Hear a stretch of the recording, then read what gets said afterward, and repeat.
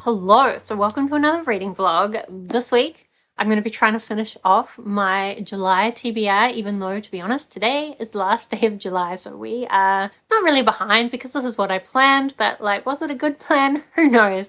Anyway, the first book that I'm going to be reading off my TBR shelf is The Immortalists by Chloe Benjamin. When I first heard about this, I was very excited about it, to be honest. Now I'm a little bit less sure, but we are going to try it anyway. It is relatively short, only 300-ish pages.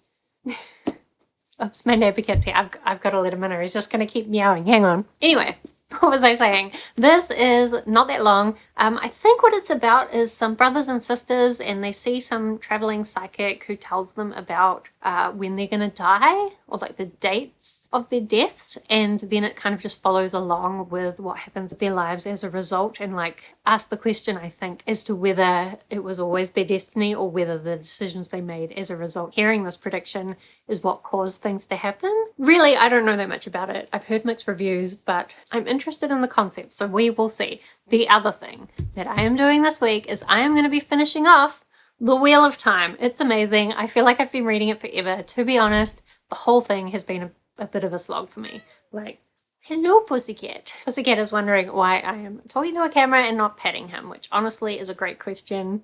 Can't really tell. So I'll try and do both. The Wheel of Time. Such a slog. I think the slog started a little bit earlier for me than people say, and then really everything has been a slog. I do think the Brandon Sanderson written books at the end of the series have suited my preferences better, but also I think I'm just not connected to the characters, and for me the world isn't being explored and the magic isn't being explored in the way that I would like. Brandon Sanderson has maybe added a little bit more of that, but it's just he's trying to also satisfy all the Robert Jordan fans who just obviously like very different things to me. So I don't expect to love this one either, but I am very excited to be finishing off the series and like to know how everything ends. So I actually already listened to some of this yesterday when I went for a run, and then as well I will be this week trying to finish off cleaning my deck. I know I've been talking about cleaning my deck for months now, and I just keep doing little bits all the time, but I am now getting very near the end. Like, I'm doing bits that maybe I could not do, but I kind of want to do it thoroughly. But anyway, deck cleaning is a great time for audiobook listening, so hopefully that will help, because this is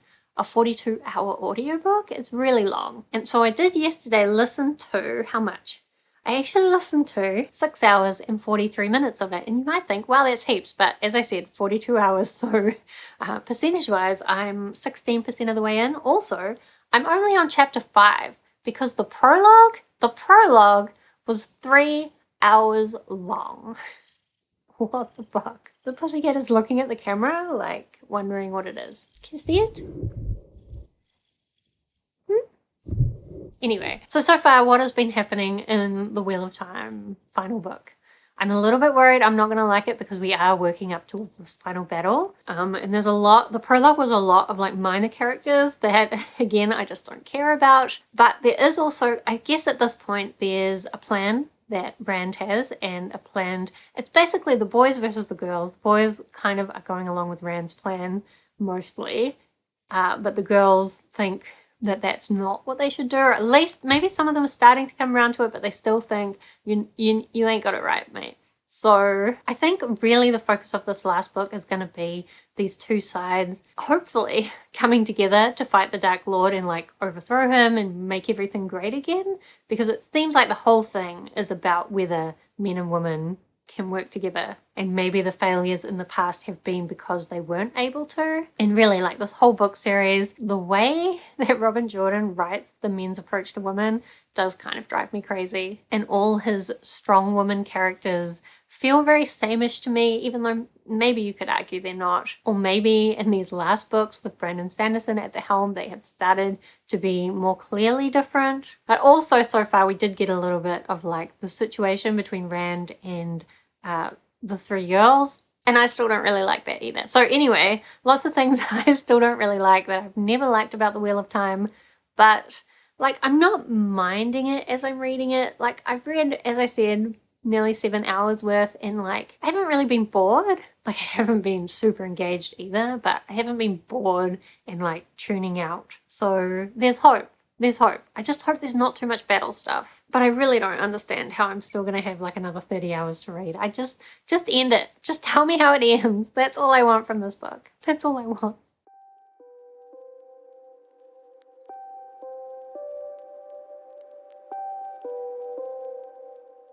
Hello. So it is an absolutely horrible day. Probably you will hear bits of wind in the background. So I'm wearing about 20 million layers because I do have to go to the post office this afternoon. And so I'm going to brave the weather, but I think it's finished raining. It's just going to be really windy and cold and horrible. But anyway, before I go, because I will listen to a bit more of The Wheel of Time while I'm walking there and back, so I wanted to tell you where I'm at so far. I have actually listened to 33% of it, which is better than I thought I'd be doing. And actually, like, there's definitely parts of it where I find myself tuning out, but there have been some parts that I've quite enjoyed. Like there was a big negotiation between these two sides, and I was really interested in hearing the different arguments that the sides were putting forward and seeing the outcome of that conversation. As well, we just got a bit of Matt, and he's going to see someone. And I will say the one thing that I think I missed out when I skipped a bunch of the books in the middle. Have I mentioned in this video that I skipped a bunch of books in the middle?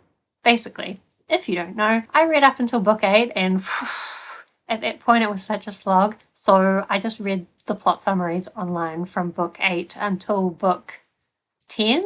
I always lose track of the numbers. And then anyway, I started reading again at the Brandon Sanderson ones because I did think that he would make the series a little bit more to my preferences, and he has. But as I said, there's still definitely parts which I struggle through. But I do think I missed out on Matt and his romance or whatever happened with her. I don't want to spoil things too much, but like, I think I missed out on something with Matt. Matt is my favorite character, and I do think now that he's interacting with someone, I think I missed out on some bits. So that's the only thing that would maybe tempt me to go back on. I do know like high level what happened in the ones that I missed over. Like the elements were still included in the plot summaries, but I think I just missed out on like the tone of certain conversations. But either way, I think the next little section, if it has some more of that, hopefully I will enjoy it. The other thing that I have been reading is The Immortalists. To be honest, I'm 50 pages in and I'm pretty bored. As well, last week I was reading Life After Life and I've kind of soft DNF'd it, but I do have the ebook on my phone and I have read it a couple of times when like my physical book was just too far away, and I thought reading an ebook would be better than scrolling through my phone for hours and hours. But the thing is, both of these have very similar writing styles, and that is because in a lot of ways they're both historical fiction with a fantastical element, except I don't think this is actually going to have any real fantasy in it. This one has this thing where she's constantly being reborn every time she dies, but mostly it's a historical fiction. Same with this. I think the beginning is when they're born in the 60s, and then the first section, which is about the youngest son, is kind of in the 80s, late 70s, early 80s. I just think with historical fiction, it seems to me that so often the authors have clearly done a lot of research about the time, and they just want to put so many details into the story about that, and they just include things that don't seem relevant, and I'm just not interested. But as well, I just don't actually think I'm very interested in this story, so part of me just wants to DNF it now. Maybe I should, but as usual, I'm going to give it a little bit more of a go. So basically, so far, they got the day of their deaths told to them by this woman. It was kind of a weird experience. And then now we've been following along with the youngest son, and we do know the death dates that all of them have been told. And in some ways, I think you can tell how those dates have influenced the way that they're living their lives. But also, like, we only got a tiny glimpse into their lives before they found out that information.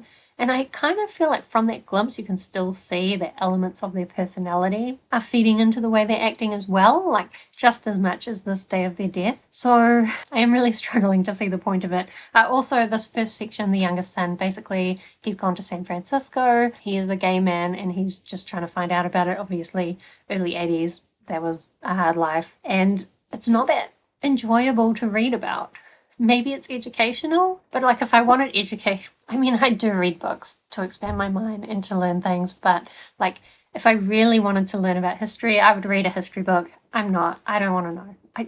I know things were terrible. That's all I need to know. I don't need to know this level of detail, all right? I just am not enjoying reading it. So I do think the second oldest sister is the most interesting, and I think her story is going to be next, so we'll give her part a go. She seems to be really interested in becoming a magician, so we'll see how her section goes. If it's not good, then maybe I should just DNF both of these. Maybe I should.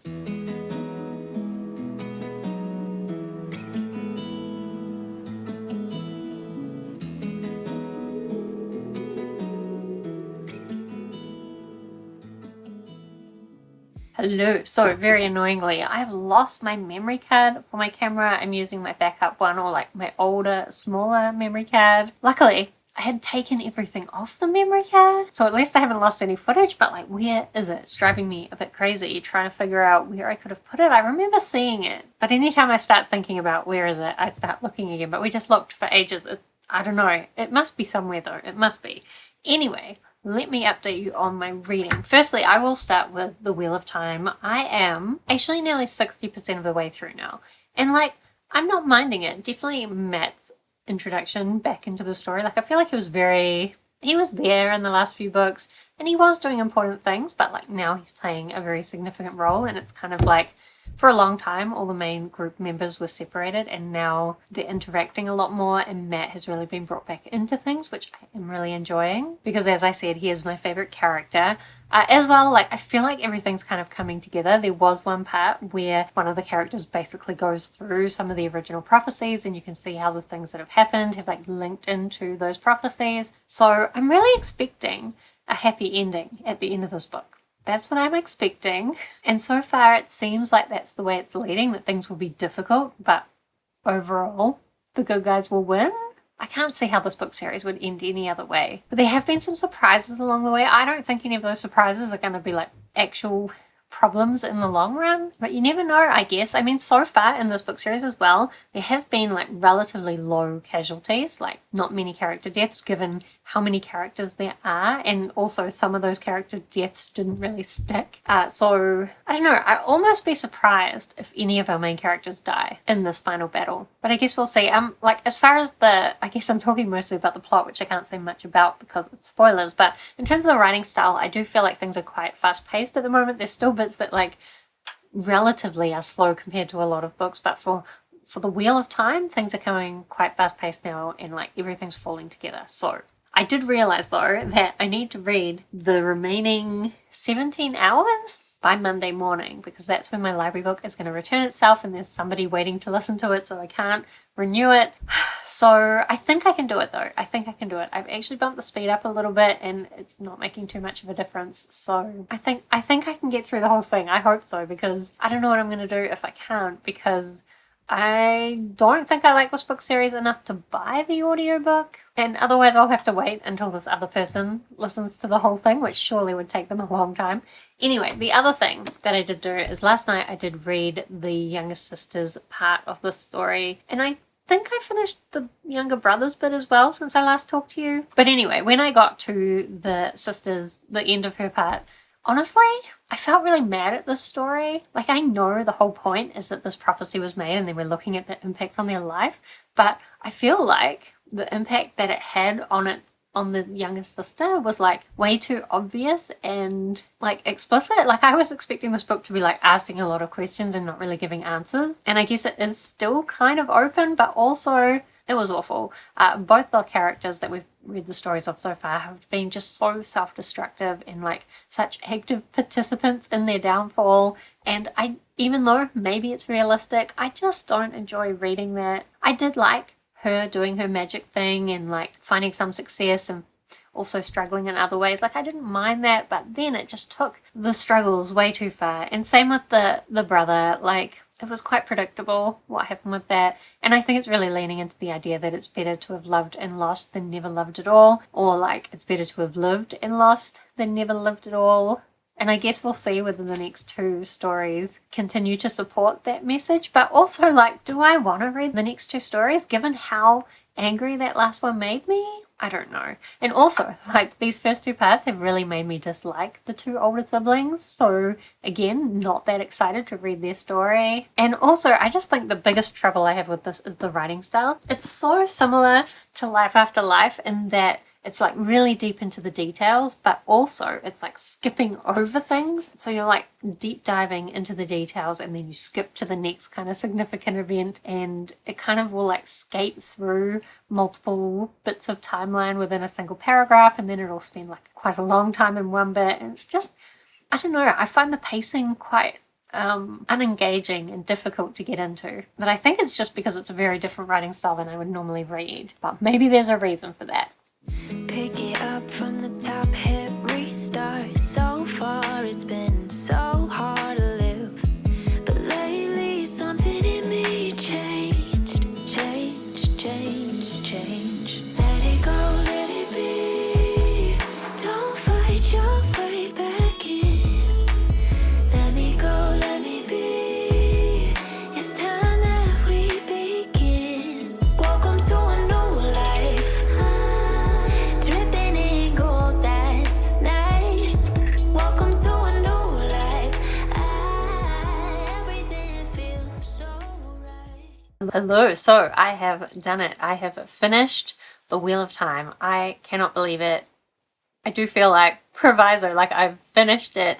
I didn't read the prequel. I read the plot summaries for 3 or 4 books. But whatever, I got to the end. I read the last book. And like, it was okay. I feel like the 2 books before it had more of an emotional journey, and so I almost like those ones better. But this one did do a very good job of like wrapping everything up. I know that Brandon Sanderson is very particular with like wrapping up all the plot threads in his books, and so I do wonder whether Robert Jordan would have done the same. And just with the amount of stuff that was coming together with Robert Jordan's slow pace, I honestly doubt that he could have wrapped this series up by book 14. I think he would have taken even longer. So I'm not really surprised. Like, I know it was actually only meant to be like 1 more book, and then Brandon Sanderson was like, it's actually 3. And even though I still think these books are very slow, I do think probably that was a good call. But I think Robert Jordan would have needed like 20 books in this series probably, with the way he does pacing. But so as I was saying, everything comes together. I do think everything was wrapped up really nicely. I think like the final lesson in this battle against the Dark One was a little bit predictable,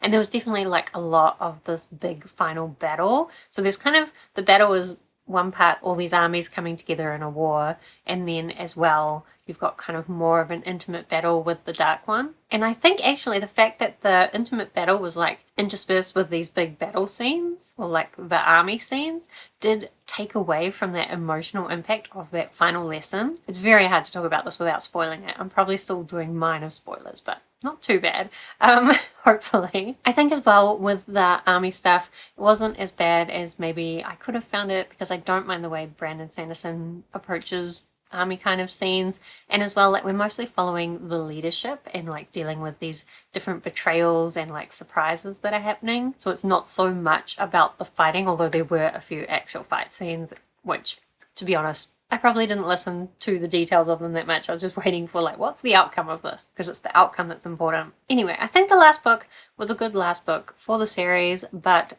overall, I don't know that this book does anything amazing. It is probably important to take it in the context of a lot of the stuff that it's doing that is now really common in fantasy, maybe was less common in fantasy back when it was actually written. But I also still think it didn't do enough with the magic and, you know, the fantastical elements. And that's one thing that I think Brandon Sanderson's probably did more with than Robert Jordan ever did. Like, there was some cool stuff that they were doing with gateways near the end. Would Robert Jordan have done that? That seemed quite Brandon Sanderson-esque. But maybe he would have. Maybe it was all in his notes. I don't know. But anyway, I'm just really glad to be like done with that series. I did it. Now I know all about the Wheel of Time. If people want to talk about it, I'll know what they're talking about. That was my main goal with reading the Wheel of Time. I think my chair, I need to get a new chair, but I'm waiting till we move. My chair constantly goes down, and I like frame my shot with my chair, and then it moves down. Anyway, it's subtle. You guys probably don't even care. Maybe it's not even better because I don't know what I'm doing. But anyway, very glad to have read The Wheel of Time. The other thing, so the Immortalists. Nothing like The Wheel of Time. So that's a bit of a shift. This, I got to the end of the older brother's perspective, and it is doing some interesting things that I didn't expect it to do with this woman who gave the prophecy. Because you kind of expect, I mean, I don't want to spoil it, but it's doing some interesting things with that. I still think like the overall idea of how it's affecting these characters is fairly unsatisfying, and I think it's just I don't like the characters. This older brother also just like really unhappy with his life and not really doing anything about it. I know people struggle in life, and often when you have problems you don't do anything about it. I'm probably guilty of that myself, but do I want to read about characters being really self-destructive and not doing anything to improve their situation, or like being really unhappy with something in their life and not doing anything to improve their situation?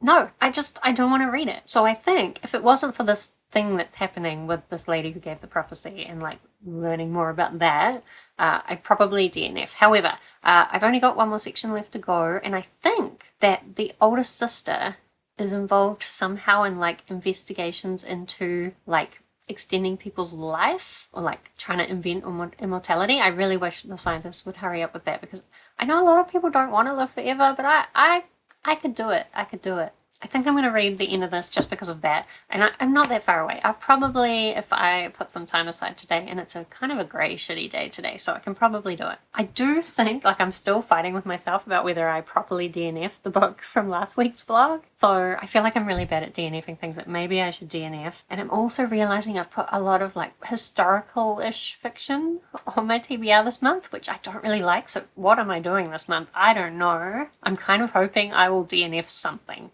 But am I willing to DNF this yet? I don't know, I'm still curious about it. Anyway, down in the comments, please try and convince me to DNF this. I'm probably not going to DNF this. Hello, so I keep forgetting to film the outro to this vlog, but I have in fact finished The Immortalists by Chloe Benjamin. To be honest, maybe it isn't a surprise, but I didn't really like the last part either. The older sister is kind of really involved in longevity research. I think I said this already, but actually, like, she's involved in animal testing with these monkeys, and it's kind of awful, but she's convinced herself that it's not so awful. But she seems to also have like a lot of mental health issues, like OCD type germaphobe issues, and that's had a big impact on her life, as well as like what's happened with her other siblings. And I think I could see the aim of this book is to really show you that you need to live your life and stay connected with people to like enjoy your life, and otherwise there's no point in like living for a long time. But did it express that in a way that was like inspiring and makes you want to go out and live your life? No. I think it's like trying to scare you into going out and living your life. But it wasn't an enjoyable read. It was kind of just awful. Every character's experience of life, awful. And did the prophecy even really play that big a part? I think my last update I was hinting that it seemed like it was going to, but it didn't really. I thought she was going to do more with that than she really did. So yeah, I think the lighting completely changed. So yeah, I don't really know. I know some people really love this, but I just think this kind of book, not really the kind of book for me. Also, The Wheel of Time, not really the epic fantasy for me. So I guess this vlog is all about me reading books that aren't really for me. I need to try and do better at reading books that are for me, because it's not ideal, is it? Anyway, do let me know if you've read any of the books in The Wheel of Time, or you've read The Immortalist, or did I read anything else this week? Honestly, it's well after the fact now, so I don't remember, but let's chat about books down in the comments. Let me know if you've been reading anything exciting lately. Otherwise, thank you so much for watching. I hope that you are doing well, and I will see you next time.